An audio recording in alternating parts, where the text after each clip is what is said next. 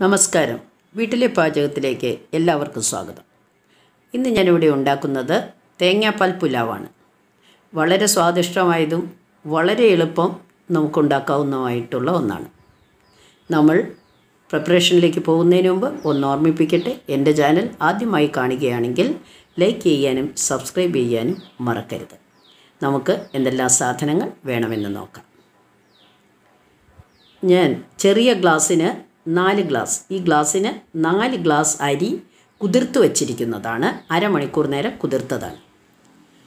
പിന്നെ ഒരു വലിയ സബോള കൊത്തിയരിഞ്ഞു വെച്ചത്, 2 തക്കാളി അരിഞ്ഞത്, 1 ക്യാരറ്റ് അരിഞ്ഞത്, 1 കപ്പ് കോളിഫ്ലവർ, 1 കഷ്ണം കറുകപ്പട്ട, 2 ഏലക്കായ, ഗ്രാമ്പു, 1 ബേ ലീഫ്, മല്ലിയില, ഇഞ്ചി, പച്ചമുളക് ചതച്ചത്. പിന്നെ ആ ഗ്ലാസ്സിന് തന്നെ 2 ഗ്ലാസ് പാല് എടുത്തിരിക്കുന്നതാണ്. 4 ഗ്ലാസ് അരിയാണ്, 2 ഗ്ലാസ് കട്ടിയുള്ള പാലെടുത്തിരിക്കുന്നതാണ്. പിന്നെ ഒരു 1/4 മുറി തേങ്ങയുടെ ചിരണ്ടിയതുമുണ്ട്. പിന്നെ 4 ഗ്ലാസ് വെള്ളം, ഒരു ഗ്ലാസ് അരിക്ക് 1.5 ഗ്ലാസ് വെള്ളം വെച്ച് 4 ഗ്ലാസ് വെള്ളവും കൂടി ചേർക്കും.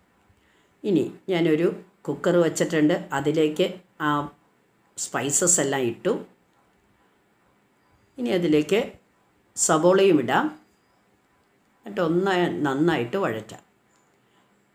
ഇത് വേവാനുള്ളതായതുകൊണ്ട് ഒരുപാട് നേരം നമ്മൾ മൂപ്പിക്കേണ്ട ആവശ്യമില്ല.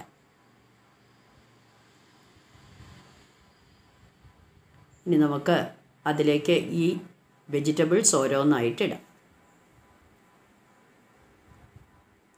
എല്ലാം കൂടി എന്നിട്ടൊന്ന് നമുക്ക് മിക്സ് ചെയ്യാം. പുലാവ് ആയതുകൊണ്ട് ഒരുപാട് നമുക്കത് വഴറ്റിക്കൊണ്ടിരിക്കേണ്ട. ഒന്ന് മിക്സായി കഴിഞ്ഞാൽ നമുക്ക് ഓരോന്നായിട്ടിടാം.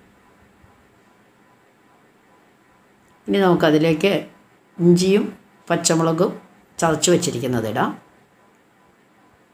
അതും ഒന്ന് മിക്സ് ചെയ്യാം. ചെയ്താൽ നമുക്ക് സോക്ക് ചെയ്ത് വച്ചിരിക്കുന്ന അരിയിനെ അതിലേക്ക് ഇടാം. ഞാൻ ചെറിയ ഗ്ലാസ്സിന് 4 ഗ്ലാസ് അരിയാണ് എടുത്തിരിക്കുന്നത്. അതുകൊണ്ട് 6 ഗ്ലാസ് വെള്ളം, 2 ഗ്ലാസ് തേങ്ങാപ്പാലും 4 ഗ്ലാസ് വെള്ളവുമാണ് ഒഴിക്കുന്നത്. അപ്പോൾ 4 ഗ്ലാസ്, ചെറിയ ഗ്ലാസ്സിന് 4 ഗ്ലാസ് അരിയാണ് എടുത്തിരിക്കുന്നത്. അത് നമുക്കൊന്ന് മിക്സ് ചെയ്യാം.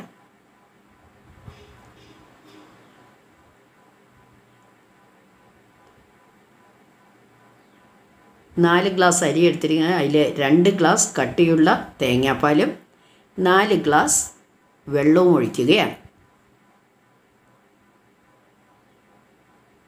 അതേ ഗ്ലാസ്സിന് തന്നെയാണ് എടുത്തിരിക്കുന്നത്. അപ്പോൾ കറക്റ്റ് വേവായിക്കോളും. ഇത് അരമണിക്കൂർ സോക്ക് ചെയ്തതാണ്. അതുകൊണ്ട് 1.5 ഗ്ലാസ് വീതം എടുത്താൽ മതി. ആവശ്യത്തിന് ഉപ്പും ഇടുക.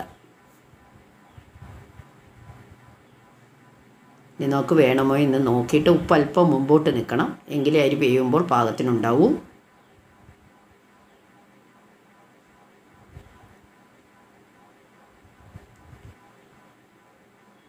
ഇനി ഞാൻ ഒരു കപ്പ് തേങ്ങ ചിരങ്കി വെച്ചിട്ടുണ്ടായിരുന്നു, അതുകൂടി അതിലിട്ടൊന്ന് മിക്സ് ചെയ്യുകയാണ്.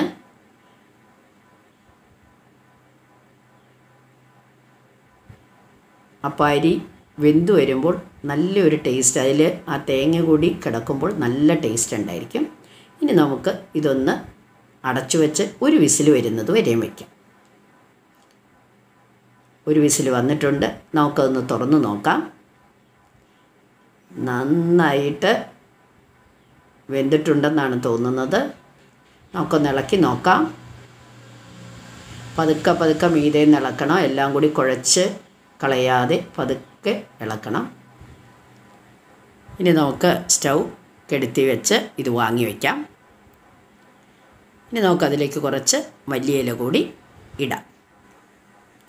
നല്ല മസാലയുടെ മണം വരുന്നുണ്ട്. നിങ്ങളെല്ലാവരും ഇത് തയ്യാറാക്കി നോക്കണം. വളരെ എളുപ്പം, കുഞ്ഞുങ്ങൾക്ക് ഇഷ്ടത്തോടെ ഉണ്ടാക്കി കൊടുക്കാൻ പറ്റുന്ന ഒരു വിഭവമാണ്.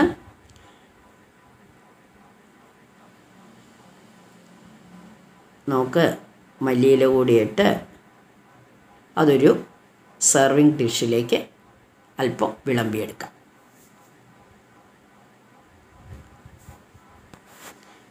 നിങ്ങളെല്ലാവരും ട്രൈ ചെയ്ത് നോക്കണം.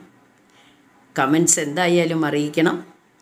നല്ലതാണ് എങ്കിൽ ലൈക്ക് ചെയ്യുകയും ഷെയർ ചെയ്യുകയും വേണം. ഇനിയും പുതിയ വിഭവങ്ങളുമായി ഞാൻ നിങ്ങളുടെ മുമ്പിൽ വരുന്നതാണ്. അതുവരെയും നന്ദി.